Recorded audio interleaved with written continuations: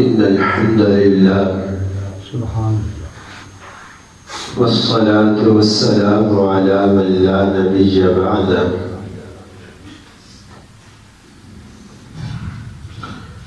الحمد لله الذي هدانا لهذا وما كنا لنهتدي لولا أن هدانا الله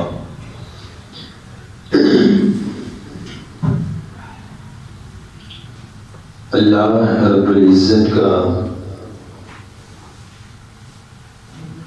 جتنا ہی شکر ادا کرے اتنا ہی کم ہے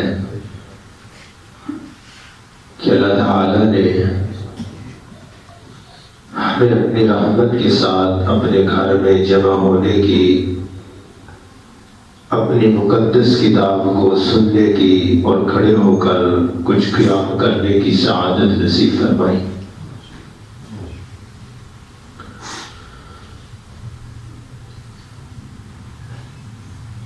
حقیقت تو یہی ہے کہ امیدیں تو کافی ہیں کہ شاید یہ رمضان ہم اس کی بہاریں دیکھیں گے، اس سے کچھ فائدہ اٹھائیں گے، لیکن اگلے پل کی کسی کو خبر نہیں کہ یہ مہینہ کتنا گزشتگی کے اندر ہے۔ جس طرح نماز کو ایک آخری نماز سمجھ کر ادا کرتے ہیں، رمضان المبارک کی یہ سعادت والی گھڑیاں بھی ایسے ہی لگتا ہے کہ ہر رات کو آخری رات ہی سمجھ کر انسان اگر دلچسپی سے اللہ کی فرمانبرداری اور بندگی میں وقت صرف کرے تو انشاءاللہ اللہ تعالیٰ کی رحمت ضرور شامل حال رہے گی۔ اتنی توقع نہیں تھی کہ کچھ یہاں تک اللہ توفیق دے دے گا، اچانک تھوڑی سی صحت ایسے مغرب کے بعد نساسی ہوئی، لیکن پھر دل میں یہی خیال آیا کہ شاید ہو سکتا ہے زندگی کی آخری رات بھی ہو سکتی ہے، تو اللہ تعالیٰ ہم سب کو ایمان کے ساتھ اس مہینے سے زیادہ فائدہ اٹھانے کی توفیق دے۔ آج کی گفتگو کے اندر سورۃ النساء آپ احباب نے سماعت کی ہے۔ چوتھے پارے کا آخری پاؤ تھا اور 5واں پارہ مکمل ہوا ہے اللہ کی توفیق سے۔ سورۃ النساء چھٹے پارے کے اندر جا کر مکمل ہوتی ہے۔ اس کے 20 رکوع آپ احباب نے سماعت کیے ہیں۔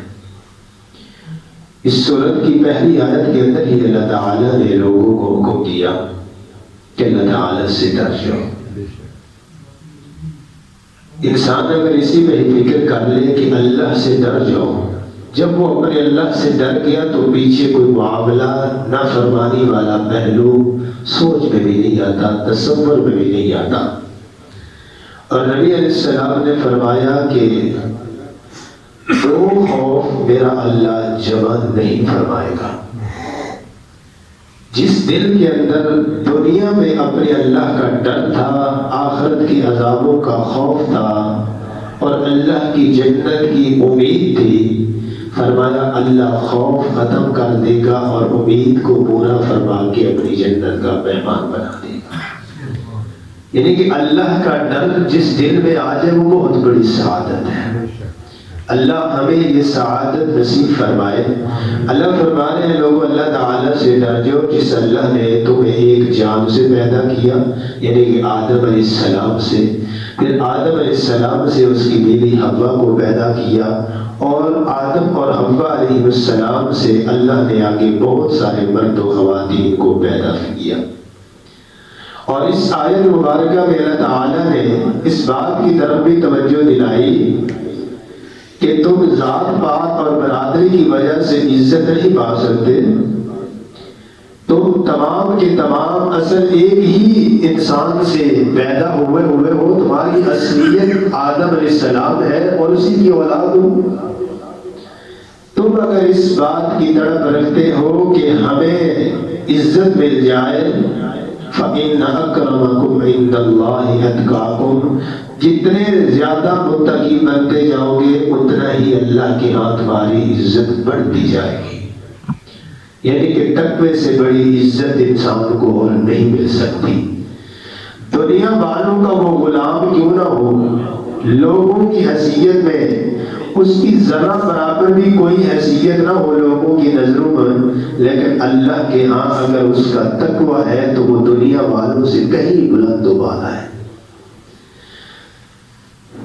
ایمان کو تازہ کرنے کے لیے یہاں پہ ایک واقعہ عرض کر دیتا ہوں۔ رسول اللہ صلی اللہ علیہ وسلم کا ایک صحابی تھا، دیہات کے رہنے والا تھا، وہ سبزی بازار کے اندر فروخت کرتا، منڈی کے اندر، اور نبی علیہ السلام کو بطور تحفہ سبزیاں بھی لا کر دیتا تھا۔ تو نبی علیہ السلام بھی اپنی طاقت کے مطابق کچھ نہ کچھ اس کی حوصلہ افزائی کرتے رہتے تھے۔ ایک دن رسول اللہ صلی اللہ علیہ وسلم بازار میں گئے تو دیکھا وہی صحابی سبزی فروخت کر رہا ہے۔ نبی علیہ السلام نے جا کے پیچھے سے اس طرح آنکھوں پہ ہاتھ رکھ لیا۔ وہ صحابی کہتے ہیں جب نبی علیہ السلام کے ہاتھ مبارک میرے چہرے پر رکھے اور آپ نے میری کمر کو اپنے سینے کے ساتھ لگا لیا، کہتے ہیں اس کا سکون، اس کی راحت، اس کی ٹھنڈک میں ساری زندگی نہیں بھولا۔ اور نبی علیہ السلام کے ہاتھوں کو بھی اللہ تعالیٰ نے بڑا ملائم بنایا تھا۔ بعض مفسرین نے لکھا ہے کہ دودھ سے بھی زیادہ، اپنا مکھن سے بھی زیادہ نرم تھے۔ اللہ نے نبی علیہ السلام کے ہاتھوں کو یہ اعزاز دیا تھا۔ تو وہ کتنا خوش قسمت تھا جس کے چہرے پر پیغمبر کے ہاتھ لگے اور جس کا جسم پیغمبر کے جسم کے ساتھ لگا۔ نبی علیہ السلام نے فرمایا اس غلام کو کون خریدے گا؟ کہتا ہے اللہ کے رسول صلی اللہ علیہ وسلم آواز پہچان گیا، کہا محبوب جی اس کی کوئی حیثیت نہیں، یہ کتنے کا جائے گا؟ معمولی سا غلام ہے، اس کا لوگ کیا لیں گے آپ کو؟ پھر نبی علیہ السلام نے فرمایا کہ لوگوں کے لیے تو معمولی ہے، لیکن اللہ کے ہاں تیرا بڑا مقام ہے۔ اللہ ہمیں بھی ایسا مقام نصیب فرما دے، اللہ ہمیں ان لوگوں کی سب میں شامل فرما دے۔ اسی صورت کے اندر پھر اللہ تعالیٰ نے آگے چلتے ہوئے ایک تدبیر بھی بتلا دی کہ اگر انسان زندگی بسر کرتے ہوئے اپنی من پسند زندگی بسر کرنے کے لیے، اپنے جسمانی سکون اور راحت کے لیے عورتوں کے ساتھ شادی کرنا چاہتا ہے تو فرمایا 2 کر لے، 3 کر لے، 4 کر لے، 4 تک اسے اختیار ہے۔ پھر فرمایا اگر تم محسوس کرو کہ انصاف نہیں کر سکو گے تو پھر ایک ہی تمہارے لیے کافی ہے۔ یہاں پہ یہ بات بھی سمجھنے والی ہے، اللہ نے حکم نہیں دیا، اللہ نے راستہ بتایا ہے۔ بعض بندے سمجھتے شاید حکم 4 کرنے، حکم نہیں ہے، اختیار ہے، جس کو ضرورت ہے وہ کر لے۔ اور پھر ساتھ یہ بھی کہا جو انصاف کر سکے۔ نبی علیہ السلام نے فرمایا جس کی 2 بیویاں ہیں اور اس نے انصاف نہیں کیا، ایک کے ساتھ محبت زیادہ ہے، دوسری کے ساتھ کم ہے، ایک کی ذمہ داریاں پوری نہیں کرتا، دوسری کے ساتھ زیادہ ذمہ داریاں کو خیال کرتا ہے، فرمایا قیامت کے دن ایسے آئے گا جسے اس کو فالج ہوا ہے، ایک سیٹ ہی اس کی باری ہوئی ہوگی۔ تو یہ اتنا آسان سا کام نہیں ہے، لوگ جس کو مذاق بنا لیتے ہیں۔ آگے اللہ تعالیٰ نے پھر اسی کے اندر وراثت کے مسائل بیان کیے ہیں، اس کی وضاحت بیان فرما دی ہے، اور پورا رکوع اس کی وراثت کے متعلق ہے۔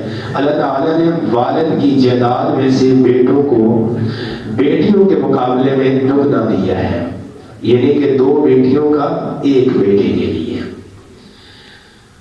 اور اللہ تعالیٰ نے یہ حصے مقرر کر دی ہے، اگر کسی انسان کی صرف بیٹیاں ہوں تو اس صورت میں وہ انسان کی 2/3 جائیداد کی مالک ہوگی، اگر صرف 1 ہی بیٹی ہو تو وہ نصف جائیداد کی مالک ہوگی۔ شوہر اپنی بیوی کی جائیداد میں سے 1/4 حصے کا مالک ہے، جبکہ بیوی اپنے شوہر کی جائیداد میں سے 8ویں حصے کی مالک ہے۔ والد اور والدہ کا اپنے بیٹے کی جائیداد میں 6واں حصہ ہوگا۔ اسی طرح بے اولاد کی جائیداد اس کے بہن بھائیوں میں تقسیم ہوگی۔ جائیداد کی تقسیم سے قبل 2 ذمہ داریاں انسان کے اوپر فرض ہے، ایک جو فوت ہونے والے کے اوپر قرض ہے، پہلے وہ قرض ادا کرنا ہے، اور اس نے کوئی وصیت کی ہے تو اس کی وصیت بھی پوری کرنی ہے، جو کہ 1/3 سے زیادہ وصیت نہیں کی جا سکتی۔ رسول اللہ صلی اللہ علیہ وسلم کے بعد آپ اپنے صحابی کے پاس سعد بن ابی وقاص رضی اللہ تعالیٰ کے پاس آئے، کہا اللہ کے رسول صلی اللہ علیہ وسلم کہ میری صرف ایک بیٹی ہے اور آپ سمجھتے ہو جانتے ہو کہ میں بڑا مالدار ہوں، بڑی حیثیت ہے، تو میں چاہتا ہوں کہ یہ جو جائیداد ہے نا میری، یہ دولت ہے، میں اللہ کے راستے میں دے دوں۔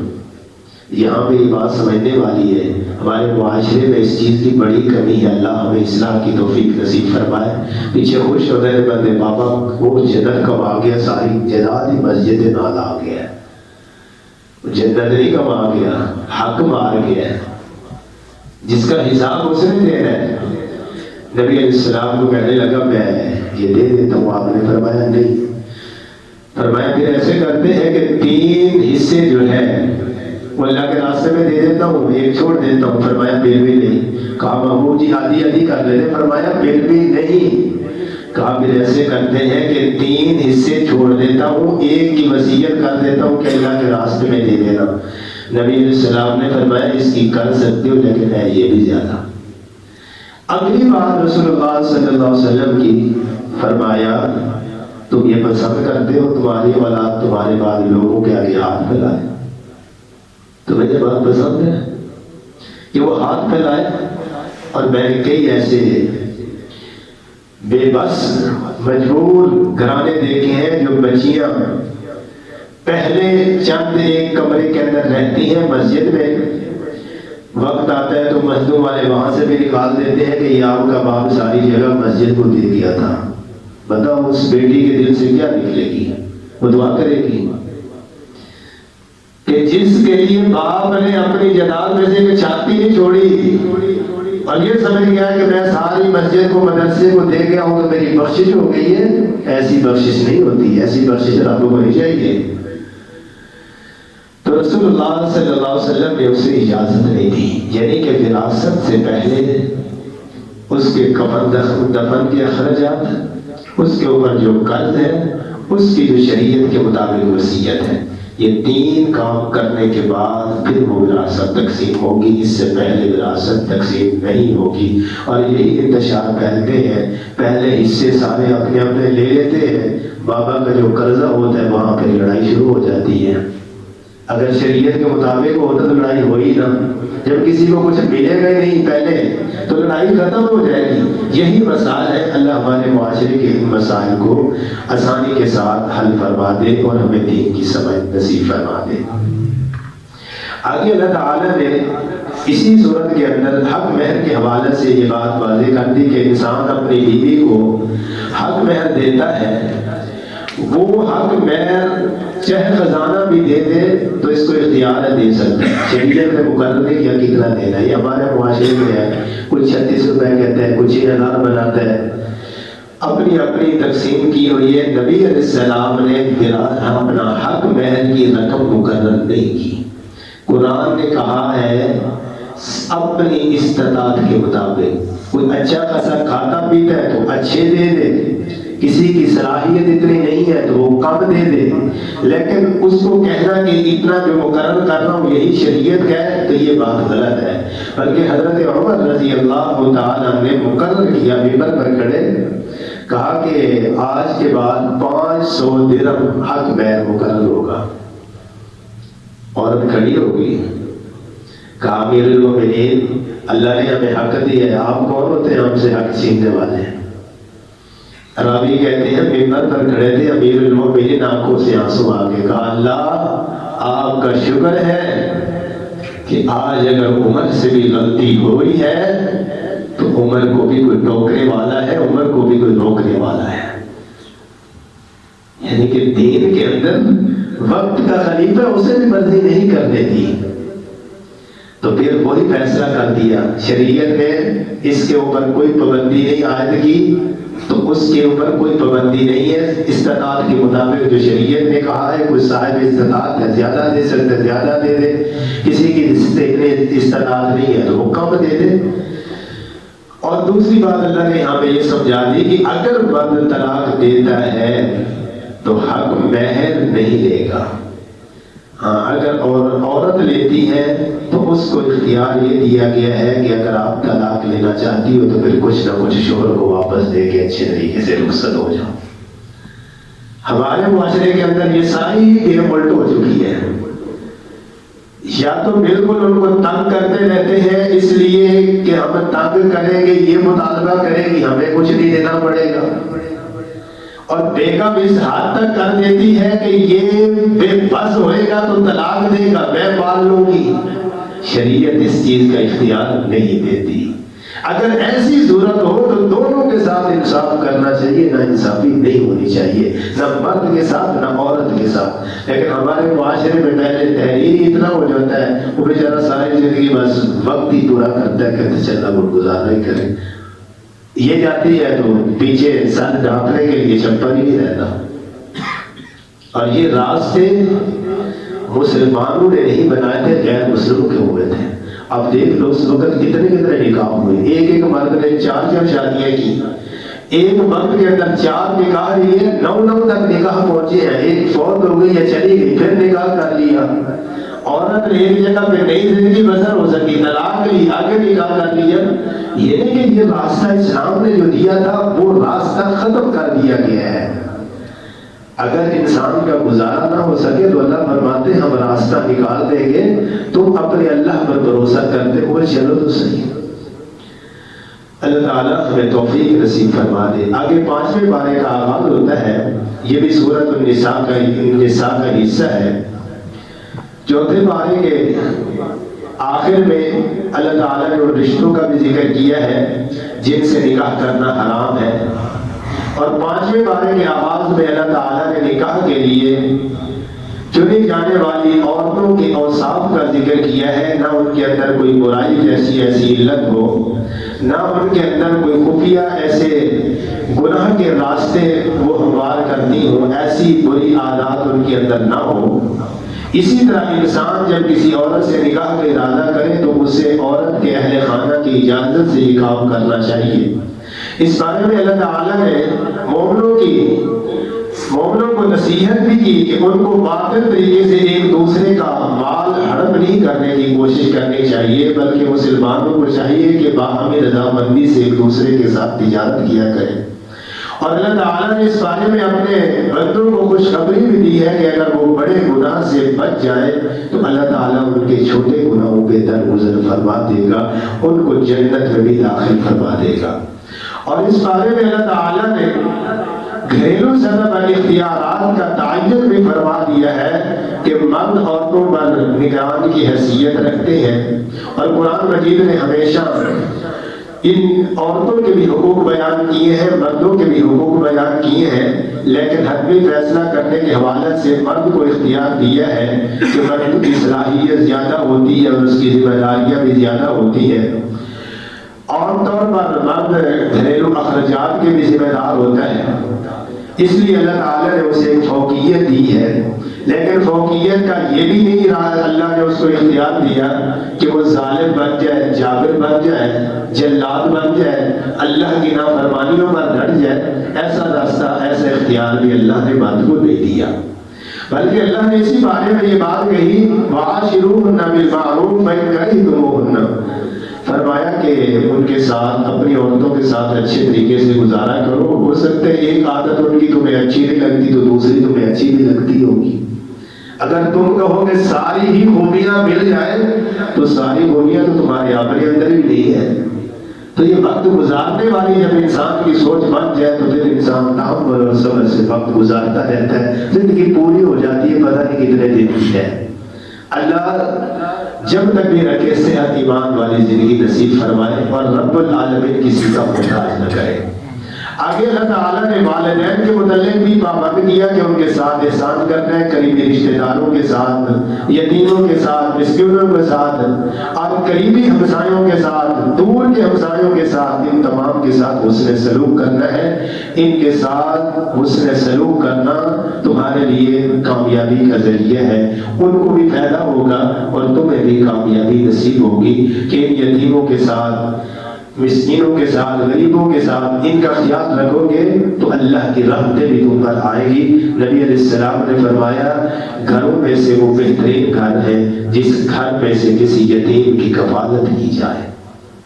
یعنی کہ یہ اعزاز ہے، تمہارے مال میں سے کسی مسکین کے لیے مال جاتا ہے، کسی غریب کے لیے جاتا ہے، کسی بیوہ کے لیے جاتا ہے، ہمسائے کی ضرورت کے لیے جاتا ہے، تو یہ تمہارے مال کے اندر برکت آئے گی اور اس کے لیے اللہ تعالیٰ آسانیاں پیدا فرما دے گا اور اللہ اس کا نعمت بدل تمہیں دنیا کے اندر بھی دے گا۔ اس لیے رسول اللہ صلی اللہ علیہ وسلم خصوصاً رمضان کے مہینے میں مسکینوں کا، یتیموں کا، غریبوں کا، ہمسایوں کا ان کا خیال رکھتے تھے کہ کہیں وہ اس مہینے کی خوشیوں میں محروم نہ رہ جائے۔ اس لیے اسلام نے ایک فدیے کی راہ بھی دی ہے کہ جو بیمار ہیں، جو ضرورت مند، جو روزہ نہیں رکھ سکتے، روزہ رکھنے کی طاقت صلاحیت نہیں رکھتے، ایسے لوگوں کو اللہ نے مسکین کے لیے کھانے کے بندوبست کا حکم دیا ہے تاکہ وہ رمضان کے روزے جو ہے اچھے طریقے سے رکھ سکے، تمہیں بھی اجر مل جائے گا اور وہ بھی اچھے طریقے سے رمضان کے روزے رکھ لے گا۔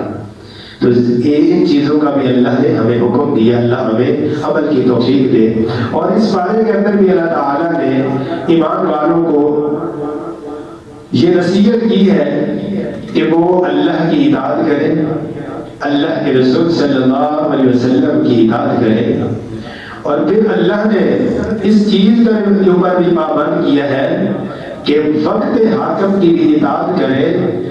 اگر وقت حاکم امیر، آپ کا جو حکمران بنا ہوا ہے یا آپ کا امیر ہے جماعت کا، وہ اور آپ کے درمیان کہیں تنازع ہو جاتا ہے تو فرمایا وہ تنازع اللہ اور اس کے رسول صلی اللہ علیہ وسلم کی طرف لوٹانا ہے، اس کا حل اللہ کے قرآن سے اور محمد رسول اللہ صلی اللہ علیہ وسلم کے فرمان سے لینا ہے۔ اگر اس کے اندر انسان پابندی کرے گا تو اللہ فرماتے ہیں تم اگر مومن ہو، آخرت کے دن پر ایمان رکھتے ہو، ان کنتم تؤمنون باللہ والیوم الآخر، تمہارا اللہ پر ایمان ہے، آخرت کے دن پر ایمان ہے، تو تم اس تنازع کو اللہ کی طرف اور اللہ کے رسول صلی اللہ علیہ وسلم کی طرف لوٹاؤ۔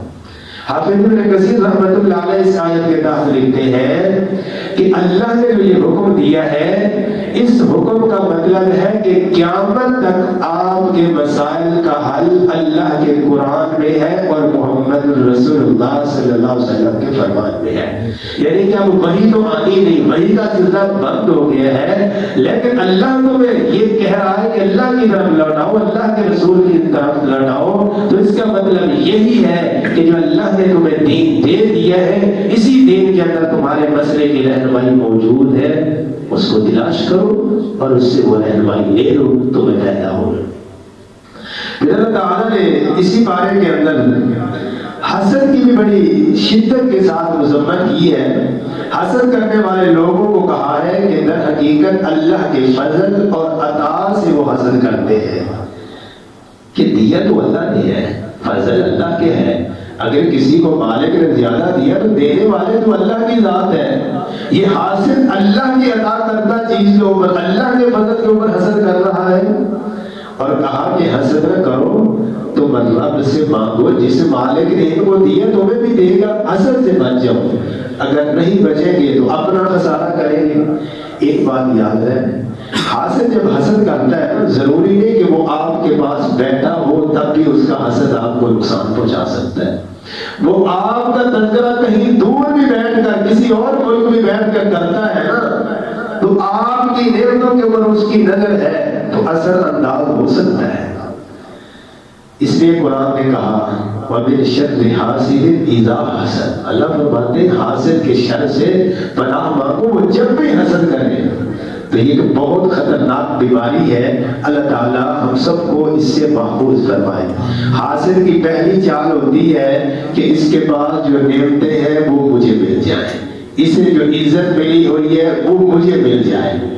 جب وہ کوشش کرتے کرتے ناکام ہو جاتا ہے تو اس کا دوسرا سٹیپ ہوتا ہے مجھے ملے نہ ملے اس کے پاس نہ رہے، اس کی دوسری یہ کوشش ہوتی ہے، اور اس کوشش کے لیے وہ جہاں تک اس سے ممکن ہو سکتا ہے وہ کرتا ہے۔ اور مفسرین نے یہاں پہ یہ بات واضح کی ہے کہ سب سے پہلا جو قتل ہے نا وہ وہی حسد کی وجہ سے ہے. حابیل اور قابیل کا واقعہ جو ہے اصل بنیادی وجہ اس کے اندر حسد آ گیا ہے کہ ایک بھائی نے کہا اچھا اس کی قربانی قبول ہو گئی, میری قربانی قبول نہیں ہوئی, اسے عزت مل گئی, مجھے عزت نہیں ملی. تو یہ ایسی گندی بیماری ہے, بھائی کو بھائی کا نہیں رہنے دیتی, باپ کو بیٹے کا نہیں رہنے دیتی, بیٹے کو باپ کا نہیں رہنے دیتی, بیوی کو شوہر کا نہیں رہنے دیتی, شوہر کو بیوی کا نہیں رہنے دیتی. ایسی گندی بیماری ہے, نہ اپنوں کو نہ بیگانوں کو. جس کو یہ لگ جائے اس کی یہ دنیا بھی خوار آخرت بھی خوار ہے. اللہ ہم سب کو اس بیماری سے محفوظ فرمائے. اور اللہ تعالیٰ نے اسی سورت کے اسی بارے کے اندر بھی ابراہیم علیہ السلام اور ان کی آل کے اوپر جو انعامات کیے ہیں ان کا بھی اللہ تعالیٰ نے ذکر کیا ہے کہ اللہ نے ان کو حکمت کے ساتھ اور نبوت کے ساتھ نوازا تھا. پھر اللہ تعالیٰ نے اسی بارے کے اندر بھی دشمنی کے باوجود امین کہنے والے لوگ وہ رسول اللہ صلی اللہ علیہ وآلہ وسلم کے لیے کہ آپ کو امین کہتے تھے, اس کی بنیادی وجہ یہ تھی کہ نبی علیہ السلام امانتوں کی پاسداری کرنے والے تھے کہ اللہ تعالیٰ نے اسی بارے میں یہ حکم دیا ہے کہ امانتوں والوں کو واپس لوٹا دی جائے. اس کا واقعہ کچھ یوں ہے کہ رسول اللہ صلی اللہ علیہ وسلم جب مدینہ طیبہ سے مکہ مکرمہ تشریف لائے فتح مکہ کے موقع پر, آپ علیہ السلام نے شکرانے کے نفل ادا کیے, کعبۃ اللہ کو بتوں سے پاک کیا, دیواروں کو تصویروں سے پاک کیا. چابی تھی جناب طلحہ بن عثمان کی.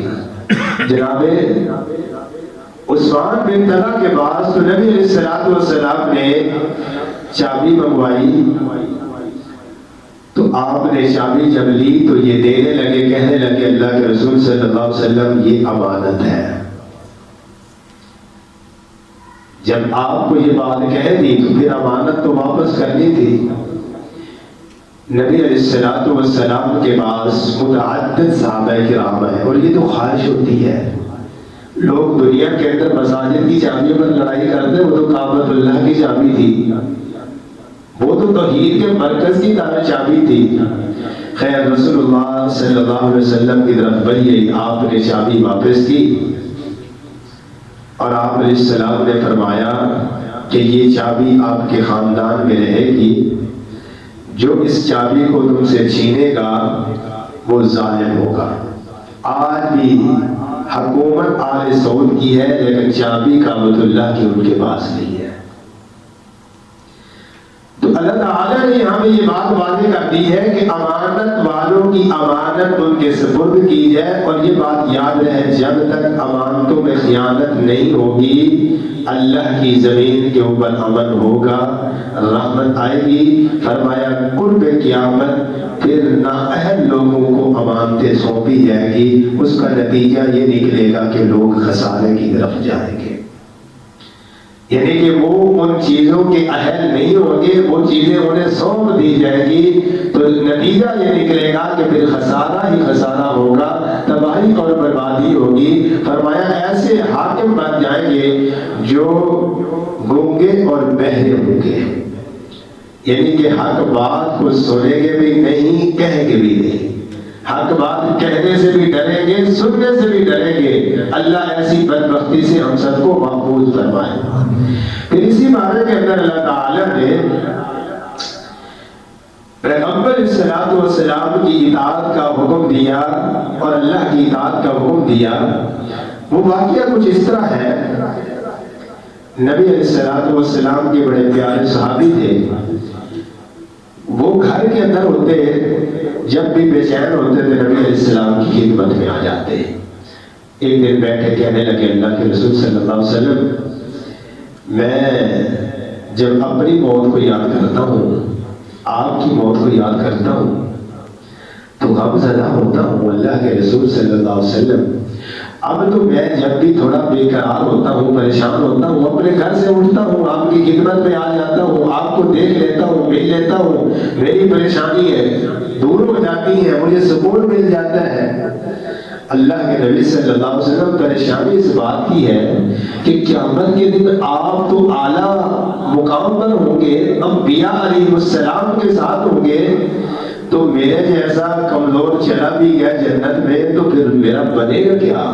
جنت چلا بھی جاؤں، آپ کا مقام تو بڑا بلند و بالا ہوگا، میں کیا کروں گا؟ میں تو آپ کے بغیر رہ نہیں سکتا۔ اللہ ہمیں یہ محبت نصیب فرما دے۔ تو نبی علیہ السلام نے اس کی بات کو سنا، آپ خاموش تھے، اللہ کی طرف سے وحی آ گئی، اور اللہ کا احسان دیکھو، پریشان وہ ایک صحابی تھا، اللہ بڑے حال قیامت تک کے لوگوں کو دے دیا۔ فرمایا کہ جو اللہ کی اطاعت کر لے گا، اللہ کے رسول صلی اللہ علیہ وسلم کی اطاعت کرے گا، اللہ فرماتے ہیں کہ قیامت کے دن وہ نبیوں، صدیقین، شہداء اور صالحین کی صف میں شامل ہوگا، یعنی کہ اسے یہ اعزاز مل جائے گا۔ اس لیے یہ دعا کے اندر ایک جملے پڑھے جاتے ہیں، کبھی پہ آپ غور کیا کریں، اللہم الحقنا مع النبیین والصدیقین والشہداء والصالحین۔ یہ ایک دعا کی جاتی ہے کہ یا اللہ ہمیں بھی ساتھ دے دے نبیین کا، صدیقین کا، شہداء کا، صالحین کا۔ یعنی کہ وطروں کے اندر بھی عموماً ہم پڑھتے ہیں یا قنوت نازلہ کے اندر بھی پڑھتے ہیں، تو اس دعا کا یہ خوبصورت معنی ہے۔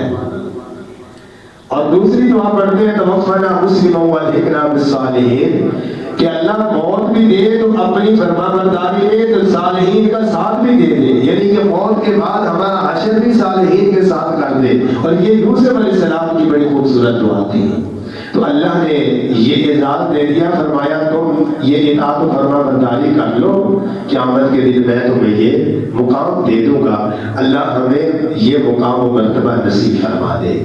آگے اللہ تعالیٰ نے اور بھی متعدد مختلف مسائل بیان کیے ہیں، جن کو میں اختصار کے ساتھ آخر کی طرف بات کو لانا چاہتا ہوں، کہ اللہ تعالیٰ نے اسی پارے کے آخر کے اندر چند باتیں سمجھائی ہیں جو ذمہ داریاں ہم پر عائد کی ہیں۔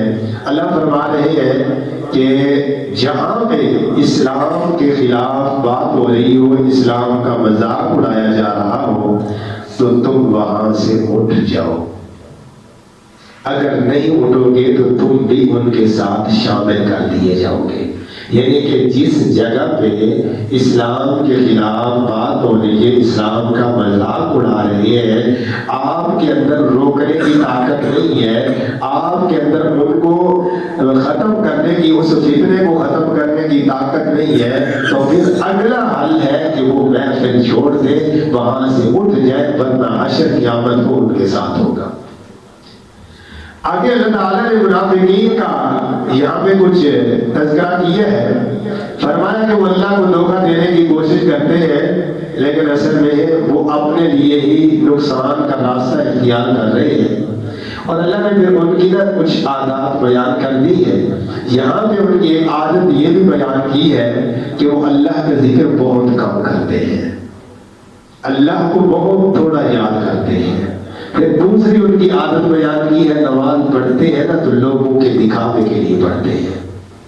اللہ ہمیں اس بیماری سے محفوظ فرما لے کہ انسان پہلے لاپرواہ ہو جائے، جب کوئی آ جائے تو انسان نمازیں شروع کر دے، جب کوئی مہمان چلا جائے تو پھر انسان کوئی بے نمازی ہو جائے، کسی نے دعوت دی آیا چلے تو شرماتے ہوئے آگے آیا، کہے گا کہ میں نے بلایا آیا نہیں، ویسے نماز کی پرواہ نہیں۔ اور ایک آیت نشانی رسول اللہ صلی اللہ علیہ وسلم نے بیان کی ہے، فرمایا کہ بیٹھا انتظار کرتا رہتا ہے، جب سورج اندر بہر ہوتا ہے، فرمایا کب ایک ادراٹوں کے مارتا ہوا آ جاتا ہے کہ میں نے نماز پڑھ لی۔ تو یہ عادت بھی منافقین کی ہے، اللہ ہم سب کو محفوظ فرما لے۔ اور اللہ نے پھر ساتھ ان کی سزا کا ذکر کیا، فرمایا لوگوں ان منافقین سے اپنے آپ کو بچا لو، کیونکہ یہ وہ بدبخت قوم ہے، ان المنافقین فی الدرک الاسفل من النار، ان کو جہنم کے سب سے نچلے طبقے کے اندر ڈالا جائے گا۔ حالانکہ کافر کی بھی سزا ہے، منافق کی اس سے زیادہ سزا جو بیان کر دی گئی ہے۔ کافر کا سب کو پتہ یہ کافر ہے، ہم اس حساب سے چلیں گے یہ کافر ہے۔ تو منافق اس کے دو چہرے ہیں، آپ کے ساتھ بھی ہو جاتا ہے، اس کے ساتھ بھی ہو جاتا ہے۔ اور یہ نفاق والی بیماری انسان کے اندر بسا اوقات ایسی بیماری انسان کے اندر پھیل جاتی ہے کہ لوگوں کو لڑانے کے لیے وہ اس منافقت کے راستے کو اختیار بھی کرتا ہے. آپ کے پاس آیا, آپ کا دوست بن گیا, آپ سے کچھ حال احوال لیے, راز لیے, اس کے پاس چلا گیا, اس کا دوست بن گیا, اس سے کچھ لیا, آپ کی اس کو سنا دی, اس سے اٹھا آپ کو آ کر سنا دی, دونوں کا خیر خواہ بنا ہوا ہے, لیکن کام کیا کر رہا ہے؟ نفاق. اور نبی علیہ السلام نے فرمایا ایسے بندے کی قیامت کے دن دو زبانیں ہوں گی, دو منہ ہوں گے. وہ ایک رخ والا بندہ نہیں ہے. اللہ ایسی لعنت سے, ایسے عمل سے محفوظ فرما لے کہ یہ نہیں کہ اس کے اندر یہ اتنی گندی بیماری آ گئی ہے کہ وہ دونوں طرف لوگوں کو لڑانے کی کوشش کرتا ہے, کبھی وہ امن کی کوشش نہیں کرے گا, وہ ہمیشہ فتنہ اور فساد کی کوشش کرے گا. اس کا مقصد کیا ہوتا ہے؟ آپ سے کچھ مل جائے, اس سے بھی کچھ مل جائے. آپ کو شکست ہو گئی تو وہاں پہنچ گیا, بھئی میں نے تو آپ کا ساتھ دیا, کچھ مجھے میرا حصہ. ادھر سے کوئی شکست ہو گئی, آپ کو پتہ مل گئی, آپ کے پاس آ گیا بھی میرا حصہ. وہ دنیا لینے کے لیے منافقت کی چال چل رہا ہوتا ہے. اللہ تعالیٰ ایسے نفاق والے عمل سے ہمیں محفوظ فرمائے. بلکہ رسول اللہ صلی اللہ علیہ وسلم نے دعا بھی کی, فرمایا اللہم طہر قلوبنا من النفاق, اللہ ہمارے دلوں کو نفاق سے پاک کر دے. یعنی کہ یہ کتنی گندی بیماری ہے کہ پیغمبر دعا کر رہے ہیں اللہ اس نفاق سے ہمارے دلوں کو پاک کر دے. اور شیخ عبدالرشید وجاہد آبادی حفظہ اللہ تعالی بڑی خوبصورت بات کہتے ہیں. وہ کہتے ہیں لوگوں یہ نفاق کے پھوڑے اتنے خطرناک ہیں, کینسر کا پھوڑا بھی اتنا نقصان نہیں کرے گا تیرا جتنا نقصان یہ نفاق کا پھوڑا کرے گا. وہ تو تیرے جسم کو کچھ نہ کچھ نقصان دے گا, یہ تیرے ایمان کو کھا رہا ہے, اس نے تیری دنیا بھی برباد کی ہوئی ہے, آخرت بھی برباد کی ہوئی ہے. یہ ایسا گندا پھوڑا ہے. اللہ ہم سب کو نفاق سے پاک فرما دے, اور اللہ تعالیٰ منافقوں کے شر سے بھی ہمیں محفوظ فرما دے. فرمایا اللہم طہر قلوبنا من النفاق واعمالنا من الریا, اللہ ہمارے اعمال کو بھی ریاکاری سے پاک فرما دے, دکھلاوے سے پاک فرما دے. وَلِسَانِي مِنَ الْكَذِبِ, اللہ ہماری زبانوں کو جھوٹ سے پاک فرما دے. وَأَعْيُنَنَا مِنَ الْخَيَانَةِ, اللہ ہماری آنکھوں کو خیانتوں سے پاک فرما دے. یہ رسول اللہ صلی اللہ علیہ وسلم کی خوبصورت دعا, اللہ ہمیں اس دعا کا مصداق بنا دے. آخری آیت کے اندر اللہ تعالیٰ نے بات کو واضح کر کے انسان کو اور سمجھایا. فرمایا دنیا بسر کرنے والے انسان, اگر لوگ اللہ تعالیٰ کی ذات پر ایمان لے آئے اور اس کی نعمتوں کا شکریہ ادا کریں تو اللہ تعالیٰ کو انہیں عذاب دے کر کیا ملے گا؟ اللہ سمجھا رہے ہیں کہ تم ہو بھی ایمان والے, تم اللہ کی نعمتوں کے شکر کرنے والے بھی ہو, تو اللہ کو تمہیں عذاب دینے سے کیا میسر ہے؟ اللہ کی ذات تو وہ ہے, فرمایا اللہ تو بڑا قدردان ہے, اللہ تو ایمان والوں کی نعمتوں کا شکر ادا کرنے والوں کی بڑی قدر کرتا ہے. رب العالمین کیسے نہ قدری کرے گا؟ تم ہو بھی ایمان والے, ہو بھی شکر گزار, اللہ تمہیں عذاب دے دے, یہ دو باتیں کبھی نہیں ہو سکتی. بلکہ اللہ تو بڑا قدردان ہے, بڑا قدردان ہے. یہ ایک اللہ کا موضوع ہے, طویل موضوع ہے, اس کی ایک صرف جھلک سنا دیتا ہوں تاکہ ایمان تازہ ہو جائے. رب کی قدردانی کی اخیر ہے. نبی علیہ السلام نے فرمایا ایک شخص نے چلتے ہوئے راستے پہ کانٹے دار جھاڑی دیکھی, اس کو اس نے اٹھا کے سیٹ میں کر دیا کہ گزرنے والے کسی کو کوئی یہ کانٹا نہ لگ جائے, اسے کوئی تکلیف نہ ہو. نبی علیہ السلام نے فرمایا میرے اللہ نے اس کی اس نیکی کی اتنی قدر کی کہ اللہ نے زندگی کے گناہوں پہ معافی کا قدم پھیر دیا. یعنی کہ رب تو چھوٹی چھوٹی نیکیاں بھی بڑی قدر کرتا ہے. اللہ سے دعا ہے اللہ جو چند باتیں عرض کی ہیں مجھے اور آپ کو عمل کی توفیق دے. رب العالمین ہم سب کو کل قیامت کے دن اپنے سائے کے نیچے جگہ نصیب فرمائے. نبی علیہ السلام کے ہاتھوں سے اللہ حوض کوثر کا جام نصیب فرما دے, اور اللہ تعالیٰ اپنی رحمت کے ساتھ موت بھی اپنے فرما برداری میں دے, راحت میں دے, اور کل قیامت کے دن بغیر حساب اپنی جنت کا مہمان بنائے. اقول قولی ھذا والحمد للہ رب العالمین.